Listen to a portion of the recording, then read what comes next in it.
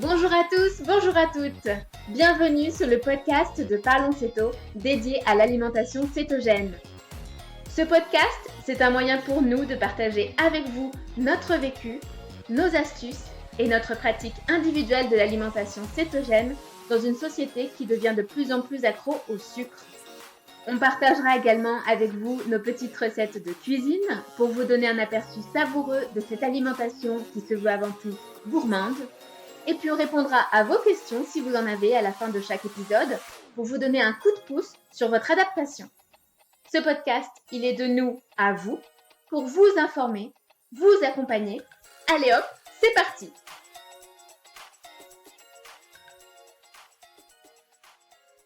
Bonjour à tous, bienvenue dans ce 6e épisode de Parlons Céto. Je m'appelle Leïla et je suis toujours accompagnée des drôles de dames de la Céto, Débo. Salut. Nadège. Bonjour. Et Ludo. Salut. Alors, aujourd'hui, c'est un épisode vraiment spécial parce qu'on est enfin réunis et on enregistre toutes les 4 au même endroit et ça, c'est super cool. Alors, qu'est-ce qu'on a prévu pour cet épisode ? On a prévu d'aller faire un tour du côté de la pièce la plus importante de la maison, la cuisine. Pour certains, le fait de se lancer dans un mode de vie cétogène, ça a été l'occasion de redécouvrir cette pièce qui ne servait qu'à faire chauffer les pizzas surgelées ou les plats surgelés. Enfin, ce genre de cuisine où une confusion règne toujours autour de la fonction du bac à légumes, qui sert surtout de bac à bière. Je vous l'avoue, pendant certaines semaines de ma vie, j'ai fait partie de ces gens-là. Et depuis la Céto, ma cuisine est devenue un peu mon laboratoire. J'y fais des recettes à tomber, d'autres à jeter. J'ai des ingrédients à ne plus savoir quoi en faire. Et ça, c'est parce que je ne voulais pas répéter mes erreurs du passé, acheter du tout fait. Ça allait contre ma vision de la bonne bouffe. Pour moi, la bonne bouffe, c'est avant tout des vrais aliments. Pas forcément bio, parce que ça reste quand même cher. Pas forcément locaux, parce que c'est quand même difficile de trouver de l'avocat local, sauf si vous habitez ailleurs qu'en France, mais le plus possible de saison, avec quand même quelques conserves et quelques surgelés. Je pense qu'on partage toute cette vision un peu autour de la table, et aujourd'hui on vous parle de nos cuisines et comment opérer la transition vers une cuisine céto. Alors on va commencer par le début, la première étape, faire le ménage. Nadège, comment on s'y prend ? Alors, ménage, ne sortez pas votre plumeau quand même. Mais le ménage, on va se débarrasser en premier des aliments sucrés, céréaliers et féculents dans les placards. La première aide qu'on peut se donner, c'est de se débarrasser des aliments sucrés, céréaliers et les autres féculents de nos placards. Ça peut se faire par anticipation de votre part. Vous avez prévu de commencer l'alimentation cétogène d'ici le début du mois prochain, par exemple. Ça vous laisse le temps d'écouler vos stocks de glucides, vos pâtes, vos gâteaux, votre riz et autres desserts glacés dans votre congélateur. Et oui, on oublie facilement le congélateur, mais il faut aussi se débarrasser des glucides du congélateur. Mais ça reste possible si votre stock d'aliments riches en glucides n'est pas énorme. Il ne s'agit pas de s'empiffrer d'une montagne de gâteaux, de pâtes et de fruits au sirop les semaines précédant votre entrée en régime cétogène. Sinon, bonjour l'acéto-adaptation.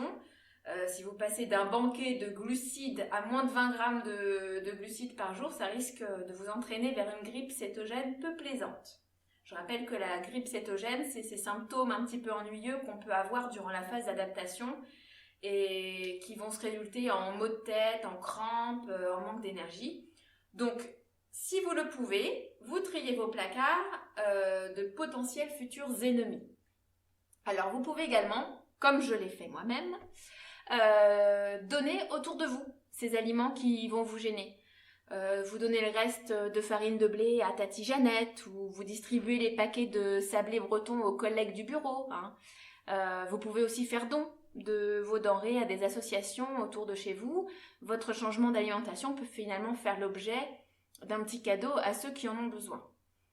En revanche, si vous cohabitez avec des membres de la famille qui ne suivent pas l'alimentation cétogène, ce ne sera évidemment pas possible de se débarrasser complètement des glucides et des autres tentations de vos placards. Alors malgré tout, vous pouvez expliquer à votre famille le tournant que vous voulez prendre dans votre alimentation et tenter avec eux de réduire la présence des aliments dangereux pour vous. Par exemple, si votre point faible, ce sont les chips ou les madeleines enrobées de chocolat, vous pouvez convenir avec votre famille de ne plus acheter ces produits qui peuvent transformer vos placards un petit peu en île de la tentation. Donc, et si vous avez une famille non céto, vous avez aussi la possibilité de vous aider sur d'autres terrains. Vous pouvez remplacer le sucre de table d'office par de l'érythritol. Celui-ci étant très proche en termes de goût du sucre blanc, vous et vos proches, vous pourrez l'utiliser sans contrainte. La chose à retenir, je pense finalement, c'est qu'il faut s'aider au maximum. Et pour ça, il faut se connaître, s'observer, savoir ce qui risque de vous faire flancher et anticiper autant que possible. Et à ce propos, anticiper, c'est aussi être préparé. Être préparé face à ces moments où vous allez avoir une fringale soudaine, un appétit d'ogre qui arrive juste avant le déjeuner ou une envie de sucrer parce que vos enfants s'enfilent des barres de chocolat pendant le goûter. Et pour ces cas-là, ces cas durant lesquels on est vulnérable, on est finalement prêt à craquer en attrapant ce qu'il y a de plus facile. Il faut absolument s'aider et toujours avoir quelque chose de prêt. Ça peut être du pain cétogène prêt à réchauffer, stocké dans votre congélateur ou un autre cake. Comme ça peut être toujours avoir dans son sac quelques noix ou de la viande séchée par exemple ou du chocolat 90 ou 100% dans le tiroir du bureau au travail. Parce que vous savez très bien de toute façon qu'il y a toujours une copine, une collègue de travail qui viendra vous ramener des Ferrero Rocher au lendemain de Noël. Donc ayez toujours un petit truc comme ça, un petit peu de chocolat, ça fait toujours plaisir, on se sent moins frustré. Et quelles que soient les situations de la vie, il faut toujours avoir une roue de secours. Effectivement, tu expliques qu'il faut toujours avoir des encas pour avoir toujours quelque chose de prêt en cas de flémingite aiguë ou bien de tentation aiguë aussi. Et c'est vrai que c'est une bonne technique. Alors maintenant, on va passer vraiment dans le détail. On va rentrer dans cette cuisine. On va voir quels sont les indispensables de la cuisine céto. Alors, selon toi, Débo, c'est quoi ? Alors oui, Leïla, on va avoir des indispensables céto. Et du coup, je voulais vous proposer de faire un petit tour dans la cuisine. Donc, on va commencer par le frigo. Et chez moi, tout ce qui va être indispensable dans mon frigo, ça va être le beurre ou alors le saindoux. Mais il y a aussi la crème fraîche et surtout crue parce que j'adore ça, je la mangerai bien à la petite cuillère. C'est le nouveau Nutella. Ah ouais. Et aussi, on va trouver dans mon frigo du mascarpone ou du Saint-Moré parce que j'adore faire des pâtisseries céto et du coup, vu que c'est la base pour mes pâtisseries, voilà. Et Leïla, toi, on y met quoi dans ton frigo ? Alors moi, c'est tout pareil que toi. Je rajouterai évidemment les œufs, c'est la base de tout. Du ghee, en fait le ghee c'est du beurre clarifié que je fais moi-même à partir de beurre doux. Des lardons, des gésiers confits, des trucs tout prêts que je peux cuisiner vraiment rapidement. J'ai également du fromage, surtout du fromage affiné.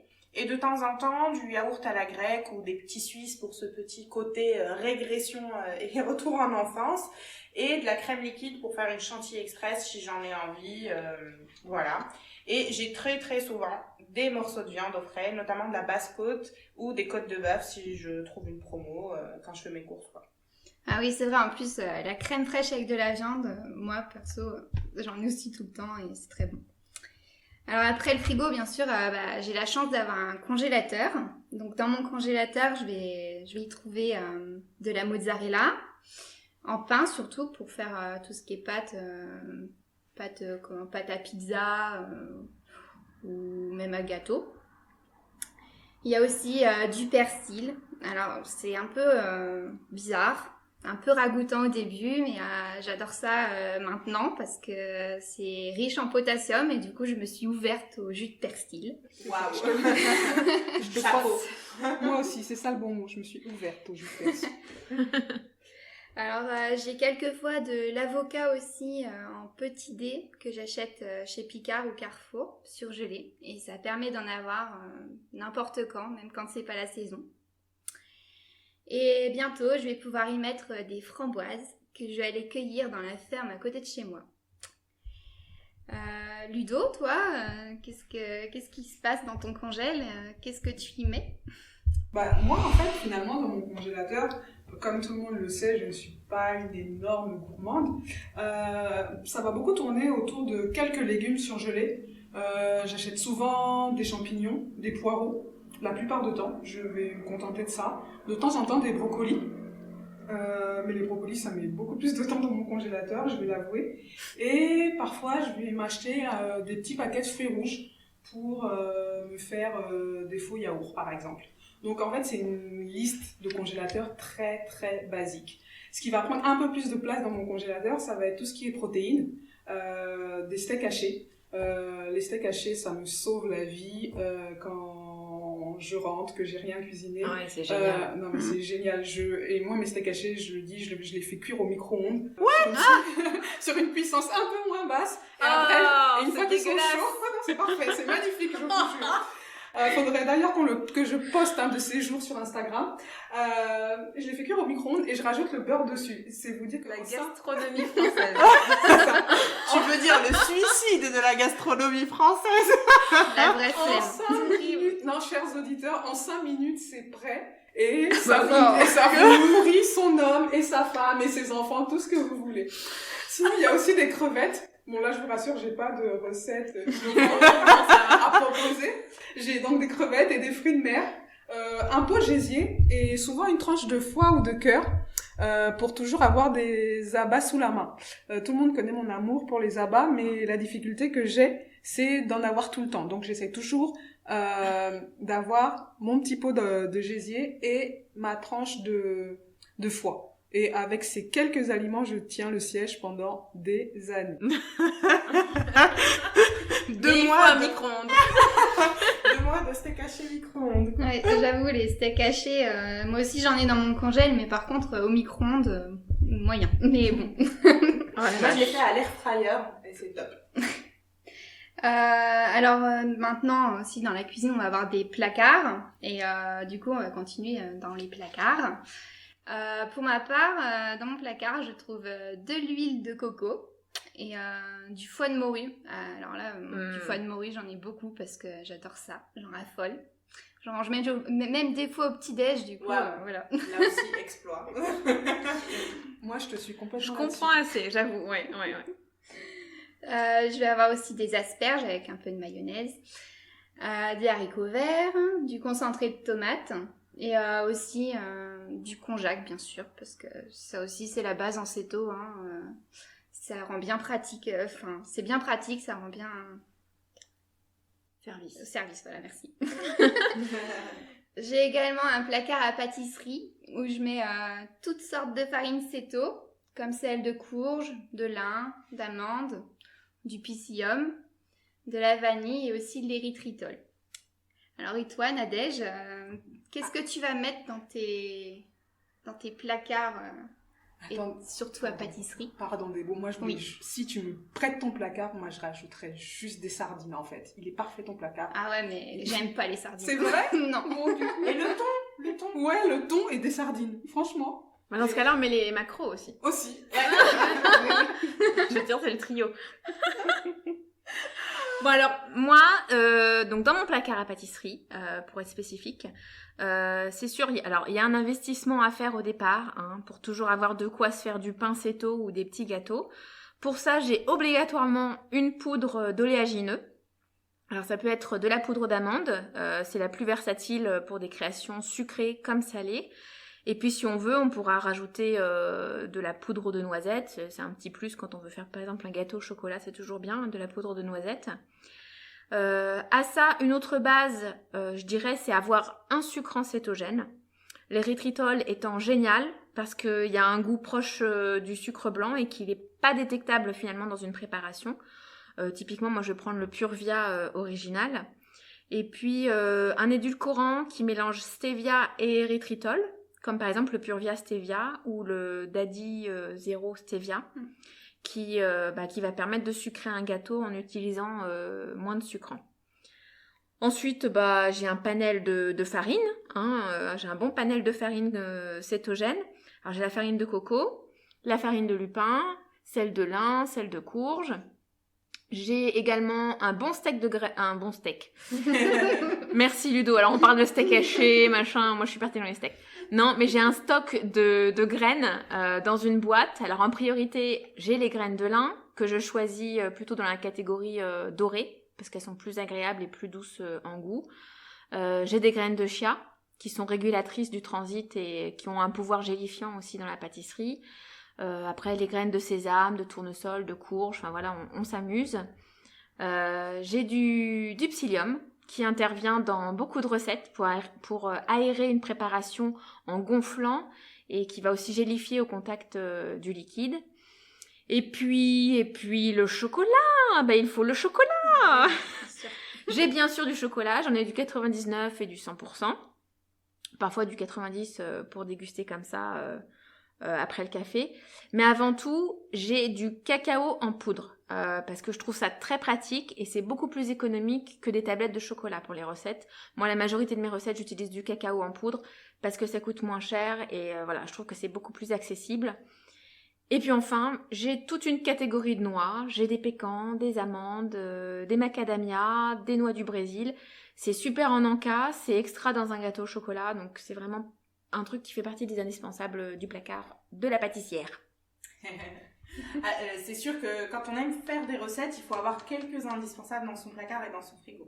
Après, il faut quand même rappeler que la base de la céto, c'est manger des aliments bruts. D'ailleurs, Ludo, je crois comprendre que tu es une adepte de cette alimentation. On l'a vu sur l'exemple du steak haché. Donc, l'alimentation brute sans trop de recettes. Alors, est-ce que tu peux nous en dire plus ? Ouais, carrément. Après, moi, ce que je veux préciser, c'est que c'est un vrai cheminement, en fait, pour moi, d'être arrivée à l'alimentation brute. Au début de ma céto, finalement, j'étais comme tout le monde, je faisais plein de recettes, j'essayais de transformer tout ce que j'avais connu avant en version céto, et donc je faisais exactement le contraire, en fait, j'ai envie de dire, de ce que je fais, aujourd'hui. Mais au fil du temps, je me suis de plus en plus tournée, en fait, vers une façon de manger beaucoup plus simple et à ne plus chercher à substituer systématiquement. Un autre truc que je ne cherche plus, c'est l'instantanéité, tu sais, des plats cuisinés, cette facilité en fait d'aller dans un commerce et de mettre mon plat au micro-ondes. Ça, je l'ai complètement perdu. Je comprends qu'on puisse en avoir encore parce que ça peut pallier au coup de speed, au manque de temps. Mais ma consommation quotidienne de ce genre de choses, c'est complètement réduite en fait. Donc moi, ce que je voudrais dire aux gens qui nous écoutent, c'est le but ultime de la céto, à mon avis, c'est surtout de prendre des nouvelles habitudes. Et ça prend le temps que ça prend.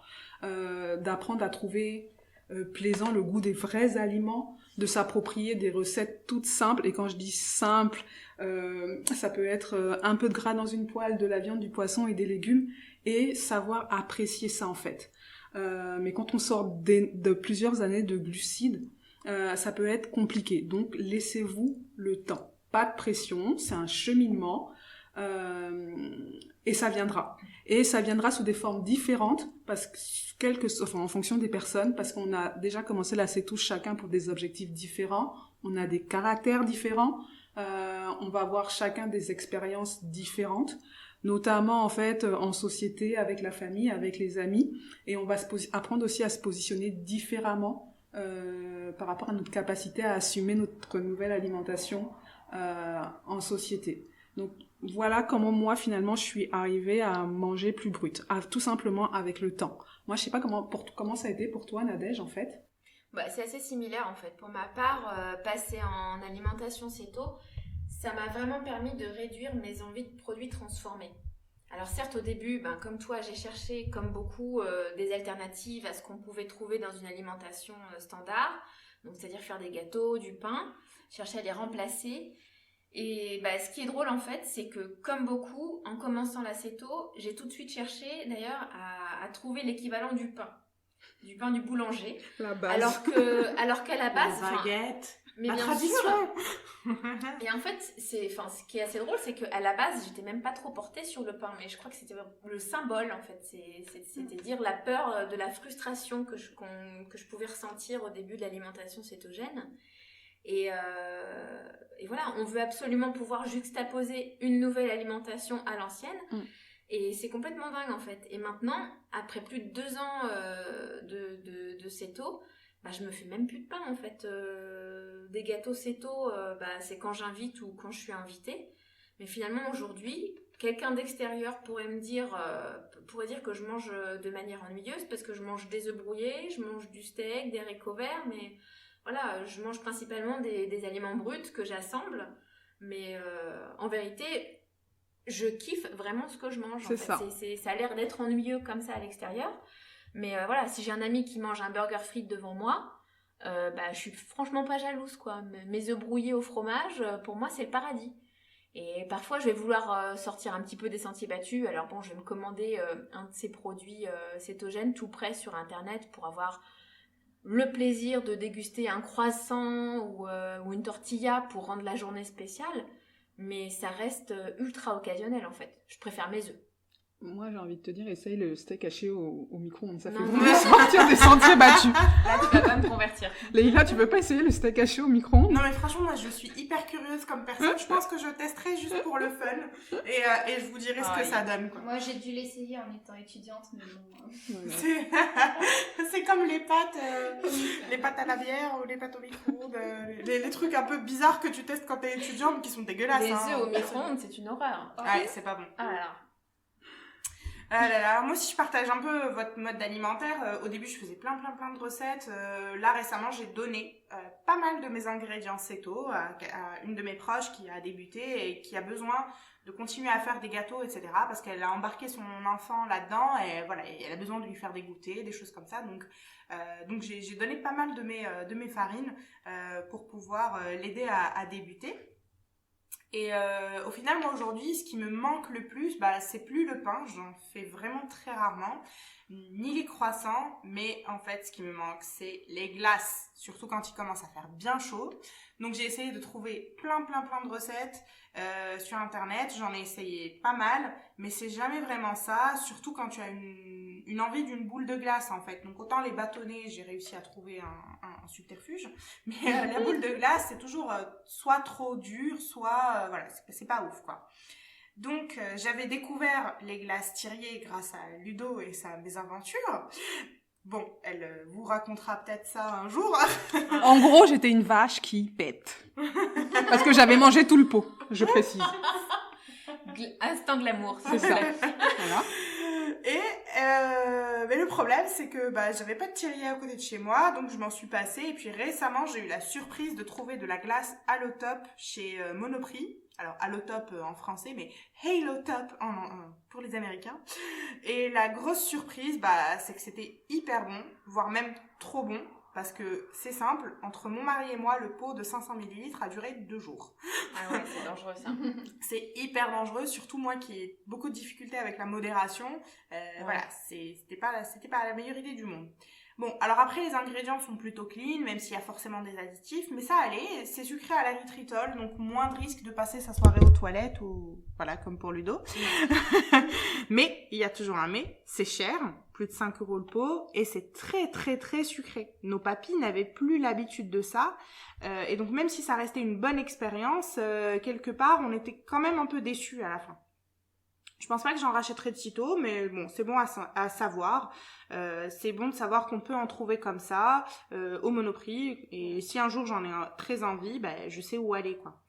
Je peux anticiper et ramener ma glace avec moi le jour où je suis invitée et que, pour un dessert, c'est glace crêpe, quoi. Donc c'est très bête, mais c'est vraiment ça qui va faire le succès d'une alimentation cétogène sur le long terme. C'est savoir prévoir et anticiper ses repas. Carrément. Et je sais pas vous, mais pour moi, anticiper et prévoir, c'est d'abord chez soi. Donc, qu'est-ce que ça veut dire ? Ça veut dire cuisiner un même plat en double pour en congeler la moitié. Donc, tant qu'à faire, vu que vous y êtes, vous en faites 2 fois plus. Ça peut être aussi faire du batch cooking en préparant à l'avance votre menu de la semaine et en allant faire les courses en conséquence. Pour les plus petits budgets, vous pouvez faire l'inverse. Vous pouvez aller faire vos courses en fonction des promotions et ensuite établir le menu de la semaine, le cuisiner et le stocker au frigo et au congèle. Ça vous permettra de gagner un peu d'argent sur vos courses. plus simplement, on peut juste laver, découper tous ces légumes, comme ça fait une étape en moins à faire le soir après le boulot quand vous rentrez et que vous avez besoin de vous faire à manger. Anticiper et prévoir, c'est aussi quand on est invité ou quand on sort. Donc Nadège l'a expliqué dans l'épisode précédent, quand on est invité, on se renseigne sur le menu et on propose d'apporter quelque chose en plus qui nous convient mieux. Des fois, on n'ose pas le faire, mais très souvent, les gens comprennent. Donc, on se renseigne, on demande ce qu'il y a et on essaye d'apporter quelque chose qui convient mieux à notre alimentation. Quand on sort, c'est sur le choix du resto qu'il faudra donner son avis. Par exemple, si vous allez dans une pizzeria qui fait que des pizzas, à moins de manger que ce qu'il y a au-dessus de la pâte, voilà, ça va être difficile de manger ces taux. Et puis si vraiment on n'est ni dans le premier cas ni dans le deuxième, c'est-à-dire on ne va pas chez des gens et on ne va pas au resto, par exemple vous êtes invité à un mariage ou une fête de famille ou un événement où le choix du menu, le menu est fixé d'avance, ben en fait là il faut juste appliquer la stratégie du moins pire. C'est moins pire de prendre du champagne ou du vin blanc qu'un mojito. C'est moins pire de manger de la viande sans la purée. Voilà. Et puis c'est moins pire de manger un seul chou que 10. Oui, merci Ludo de le préciser. Moi, ça va par lot de 10 les choux. Hein. Je sais pas. Moi, c'est pareil. Je sais pas faire un. Donc la en fait, modération, je connais pas. Voilà. Et puis surtout, gardez en tête que vous allez pas mourir de faim. Vous avez tout ce qu'il faut sur vous pour survivre. Et si vraiment vous avez peur de ça, mangez des œufs durs avant ou du thon pour être sûr de pas avoir faim pendant, quoi. Mais c'est drôle ce que tu dis, en fait. C'est vrai qu'en céto, surtout au début, j'ai eu cette peur, en fait, d'avoir faim. Plus d'avoir faim, mais je crois que c'était surtout de devoir craquer, en fait. Ouais. Et du coup, je mangeais avant alors que j'avais pas forcément faim. Au cas où. C'est la peur de la frustration. Ouais, c'est ça. Mais tu te rends compte que t'as beaucoup de tentations et du coup, vu que t'es un peu frustré au début, ben, t'as peur de... Tu les prépares, ouais. Non, mais c'est clair. Alors, juste pour l'exemple, moi un jour j'étais invitée à un dîner-spectacle et il y avait 2 choix par plat, donc il y avait 2 entrées, 2 plats, 2 desserts. Et j'ai opté pour la stratégie du moins pire. Et en plus, j'avais jeûné toute la journée pour pouvoir quand même un petit peu goûter le dessert qui était de la soupe de fraises à la menthe, quoi. Donc voilà, c'est des stratégies à mettre en œuvre pas pour éviter de craquer. Si, un peu, pour éviter de craquer, mais surtout pour savoir gérer à l'extérieur quand vous n'êtes pas chez vous, quand vous n'êtes pas dans votre cocon.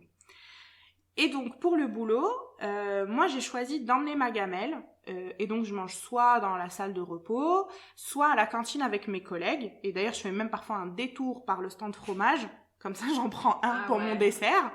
Et voilà, et je mange avec eux à table et c'est génial. Et puis quand on va au resto entre midi et 2, je demande toujours à aller dans des restos où j'ai le choix. Et puis ils sont hyper conciliants, donc c'est cool. Et puis quand on sort pour l'apéro, on se fait une planche de charcuterie fromage. Et voilà, c'est la base de l'acéto, la charcuterie fromage. Ta vie me plaît, Leïla. Mais en plus, là, tu me donnes envie de raconter la mienne. Bon, peut-être un peu moins excitante, moi je vis seule.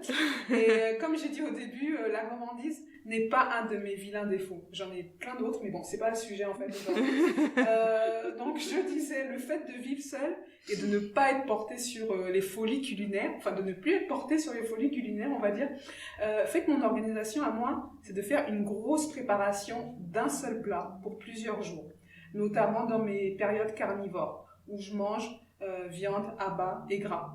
C'est tellement plus simple pour moi en fait de cuisiner une bonne quantité de viande et d'abats d'un seul coup qui va me tenir 2 ou 3 jours. Sans, du coup, un peu comme disait Nadège, sans en être ennuyée en fait, en y trouvant vraiment du plaisir sur 2 ou 3 jours à manger la même chose. Moi, ça ne me dérange absolument pas. Je ne me sens pas frustrée par ça, clairement. C'est bon. C'est clair. Et du coup, c'est vraiment plus simple pour moi, surtout sur le temps. Ça fait que je cuisine globalement tous les 3 jours ou tous les 2 jours. Voire plus si j'ai pas très faim sur plusieurs jours. C'est moi un plat qui va me tenir parfois plus de 3 jours. C'est plus simple pour mes macros aussi. Je les calcule une seule fois pour tout le plat. Je peux réajuster beaucoup plus facilement au moment de la préparation si je trouve qu'il me manque des protéines ou qu'il me manque des lipides par exemple. Ou même quand je regarde un peu certains micronutriments, je me dis du coup sur les prochains jours, je ferai plus attention à ces nutriments-là. L'autre point en fait, et du coup sur les macros aussi, ça me permet Du coup, vu que je les ai calculés une fois, je pars sur la théorie que ça va être à peu près bien réparti sur les 2 ou 3 prochains jours. Donc voilà comment ça m'aide vraiment sur mes macros. Et là où cette façon de faire, ça m'avantage, c'est au niveau, on va dire, un peu organisation, au niveau gestion des envies subites, ou quand tu rentres tard le soir et que tu n'as théoriquement rien cuisiné ou que tu es fatigué, eh bien quand j'ai fait une grosse préparation d'avance, je sais que je vais pouvoir la manger sans me poser de questions, sans chercher dans mes placards qu'est-ce que je pourrais gober de façon un peu incontrôlée, surtout quand il y a des noix en fait, que j'ai tendance à manger plus que des raisons. Ouais, c'est ça, je mange par paquet, peu importe la taille. Il fait 200 grammes, il ne doit plus exister. C'est ça, il fait 1 kilo, je mange le kilo en fait. Ah oui, oui. C'est un autre level. Pareil pour le pot de beurre de cacahuète. S'il y a du beurre de cacahuète et pas de préparation, c'est le beurre de cacahuète qui gagnera à tous les coups. Voilà pourquoi moi j'ai une grosse préférence en fait pour les grosses préparations d'avance. Enfin la grosse préparation d'avance. Voilà où moi ça m'aide en fait. Ouais, alors c'est vrai que c'est bien d'anticiper parce que ouais, vu comment tu es facile à craquer. Moi j'aime bien anticiper, mais en vrai j'en ai un peu marre de faire ma gamelle pour aller au boulot, devoir manger ma gamelle et aussi des fois la même chose le soir. Donc en fait j'ai opté, quand j'ai changé de boulot, de reprendre une nouvelle vie. Je suis retournée à la cantine avec mes collègues. Et j'ai appris à manger à la cantine ce qu'il y avait. Donc à la cantine, il va y avoir tout le temps, je trouve tout le temps en fait mon bonheur. Toujours une grillade ou une viande en sauce. Donc la grillade, je vais l'accompagner de mayonnaise ou si elle est en sauce, je vais rajouter du beurre dedans. Il y a toujours des légumes. Alors, il y a toujours, mais des fois, on peut ils peuvent ne pas nous convenir. Donc, s'il y a des haricots ou des courgettes, je vais les prendre. Je vais rajouter du beurre ou de l'huile d'olive dedans. S'il n'y en a pas, je vais prendre de la salade, une bonne salade verte, que je vais pouvoir manger après mon repas, après ma viande, avec dedans mon petit bout de carré de l'Est, mes petits morceaux de beurre si jamais j'en ai pas assez, et de la mayonnaise ou alors une petite vinaigrette que je me fais, huile d'olive, vinaigre, directement sur place. Et si j'ai mangé ma grillade avec ma mayonnaise, que j'ai eu mon légume, eh bien je vais finir par manger mon fromage avec tartiné avec du beurre dessus. L'indécence. Ça a choqué mes collègues les premières. Enfin, au début, ils s'en rendaient pas trop compte. Et puis un jour, ils se sont dit tiens, elle fait quoi ? Et ça les a choqués. Mais bon, j'assume parce que en fait, un bon Normand va faire ça avec du pain. Il va tartiner son beurre, il va mettre son fromage dessus, et il va manger son petit sandwich. Moi, je mange pas le pain, mais j'ai exactement le même goût. Le beurre sur le fromage, c'est très bon. Voilà. Merci beaucoup les filles pour ces explications et vos témoignages. On va passer à l'instant miam. Qu'est-ce qu'on mange, Nadège ? Je n'avais déjà pas assez mangé avec tout ce qu'on a dit. Le steak haché au micro-ondes. Non. Ça c'est votre choix. Hein. Vous le ferez pas. Je vous le conseille pas. Je tiens à dire que j'ai des copines pas ouvertes du tout. Moi, je préfère jeûner, franchement. Voilà, jeûnons. Ou alors, comme on l'a évoqué aujourd'hui, les filles, l'important c'est d'être préparé, de mettre toutes les chances de notre côté pour ne pas ruiner nos efforts. Donc, je vous propose une recette qu'on va pouvoir faire à l'avance, facile à emporter, facile à surgeler si besoin est. Pour le déjeuner de demain, si vous avez rien de prévu, ou alors pour le trajet en voiture sur le chemin des vacances, vous avez peur finalement d'être frustré face au sandwich autoroutier. Qui est dégueulasse, hein. La solution qui s'offre à vous sont des muffins tricolores à la feta. Waouh. Tricolore. Bon, t'as fait quoi ? T'as mis de la peinture ? Tu te mets à la peinture au lieu de la cuisine ? Non, explique-nous. Non, je laisse ça pour une future chronique bricolage, la peinture. Non, tricolore, parce que ces muffins, on va utiliser une farine un peu spéciale, une farine verte. Il s'agit de la farine de pépins de courge. Ah ouais, pépins de courge. Eh oui, c'est une farine tout à fait compatible avec l'alimentation céto. C'est un peu la farine Hulk de mon placard cétogène. Elle est verte comme Hulk, elle est riche en protéines comme Hulk, et elle apporte son lot d'oméga 3, comme je suis sûre que Hulk n'en manque pas parce qu'il est fort comme une brique. La farine Hulk, ok d'accord. C'est une Au déclaration. moins c'est facile à retenir. C'est mon univers Marvel. T'imagines les gens aller en boutique bio, excusez-moi, vous auriez de la farine Hulk si vous... Pourquoi pas, rebaptisons. Alors, comment procède-t-on pour cette recette? Alors, on y va pour la liste des ingrédients. Il nous faut 100 g de farine de pépins de courge, 2 cuillères à café de psyllium, 10 g de levure chimique, 20 g de pecorino ou du parmesan. Le premier, il est à base de lait de brebis et l'autre, il est à base de lait de vache. Moi, je préfère celui au lait de brebis. Donc, le pecorino, 2 œufs, 30 g de comté râpé, 65 g de lait de coco ou du lait d'amande non sucré, 10 g d'huile d'avocat ou de l'huile d'olive si vous n'en avez pas, 130 g de feta, 130 g de poivron jaune, 8 tomates cerises, 2 pincées de sel et du thym. On commence par préparer notre garniture. On découpe la feta en petits dés, les tomates cerises en dés.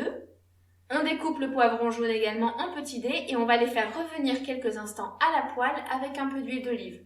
Ils perdront un peu de leur eau et seront beaucoup plus parfumés pour nos muffins. On met tout ça de côté, on s'attaque à l'appareil. Dans un grand saladier, on mélange la farine de pépins de courge, le psyllium, la levure, le pecorino, les œufs, le comté râpé, le lait de coco, l'huile d'avocat et ainsi que le sel et le thym. Ne reste plus qu'à rajouter la garniture, c'est-à-dire les dés de feta, de poivron jaune et les tomates cerises coupées en deux. On garnit notre moule à muffins de notre préparation et on enfourne 25 minutes dans un four préchauffé à 200 degrés. On obtient des petits muffins gourmands comme tout, verts, rouges et jaunes, des muffins tricolores. Voilà là. Et j'imagine qu'on peut les surgeler. Oui, exact. On les laisse refroidir et on peut les congeler pour les sortir au besoin. On peut également les garder à température ambiante pour les jours à venir. Et c'est vraiment super pratique pour une fin imprévue.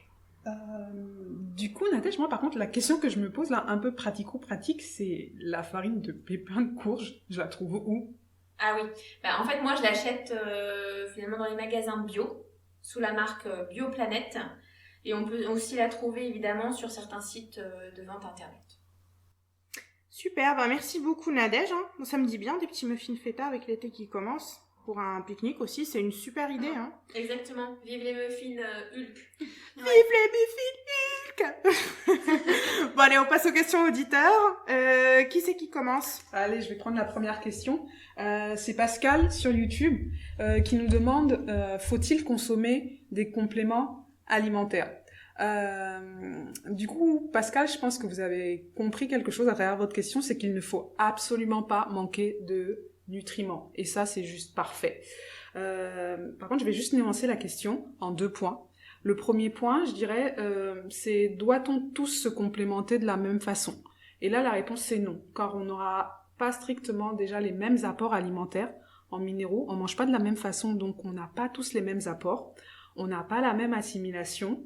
Donc on n'a pas les mêmes manques ni les mêmes symptômes.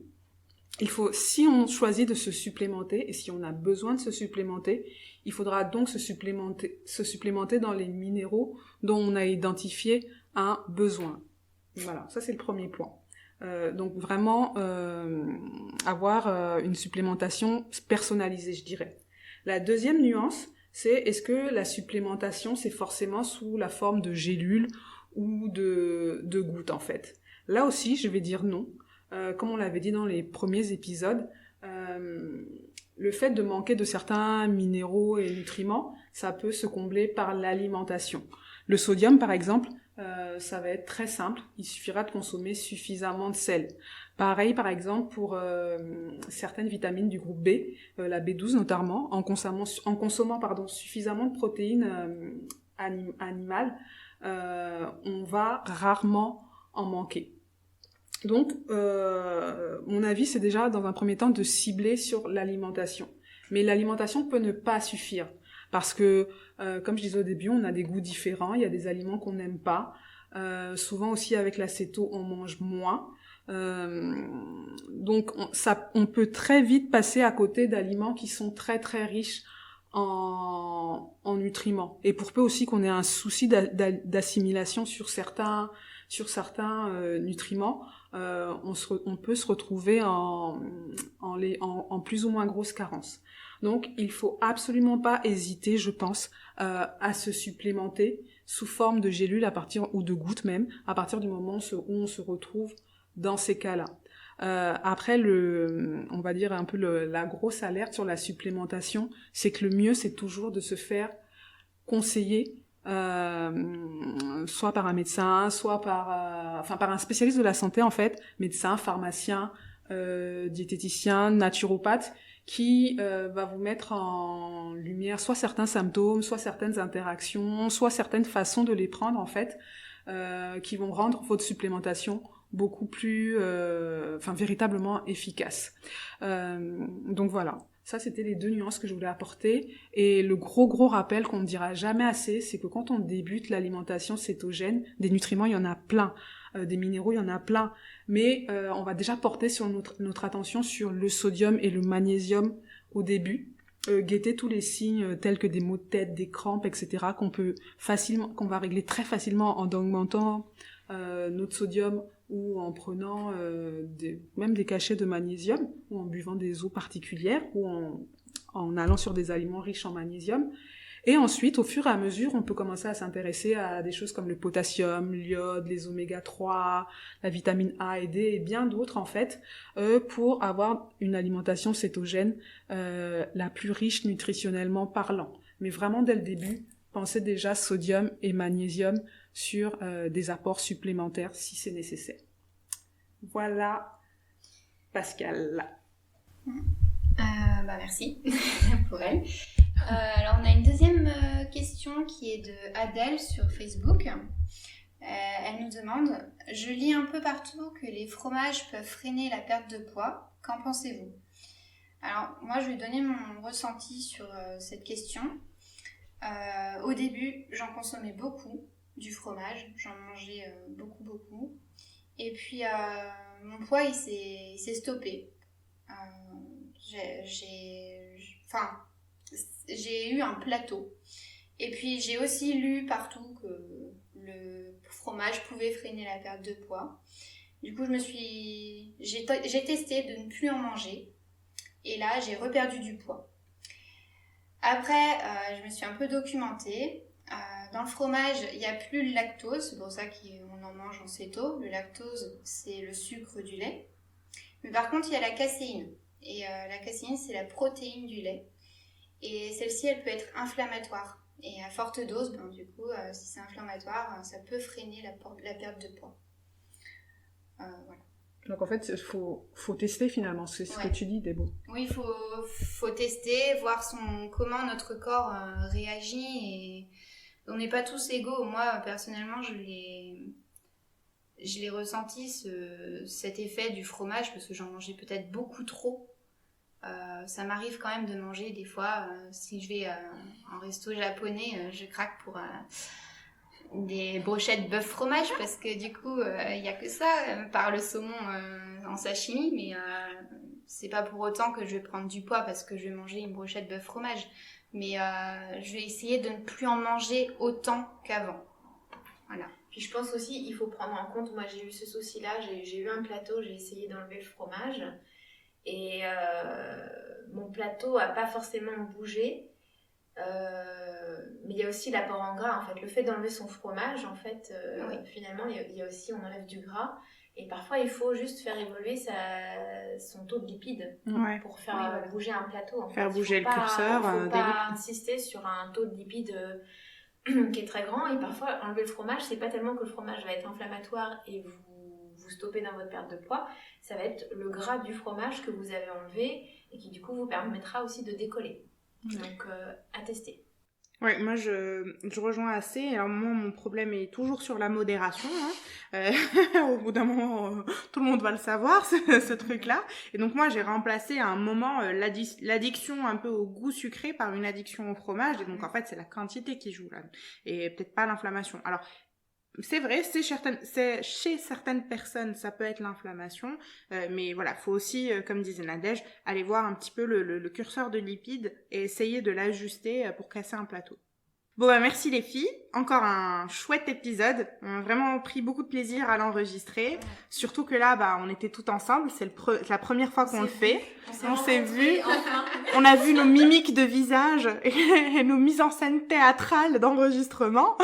On a découvert l'intimité des steaks hachés. Faut toujours finir sur une note bouffe. Voilà, c'est celle-là. Alors, si vous testez la recette ou les steaks hachés au micro-ondes, n'hésitez pas à mettre le Parlons Céto, le hashtag Parlons Céto pour nous faire saliver devant vos plats. On attend vos questions sur nos réseaux sociaux ou par mail sur parlonscéto@gmail.com. La semaine prochaine, on parlera des variantes de la céto, à savoir le low carb, le carnivore, le LCHF, tout ça. Et voilà, on vous dit à la semaine prochaine. À bientôt. À bientôt. Ciao, ciao. Portez-vous bien. Parlons Céto, c'est terminé pour aujourd'hui. Bien entendu, les éléments que l'on partage ici ne peuvent pas se substituer aux conseils de votre médecin. En cas de pathologie, nous vous encourageons à vous tourner vers un professionnel de santé. On se retrouve très vite et on vous embrasse. À très vite, bye bye!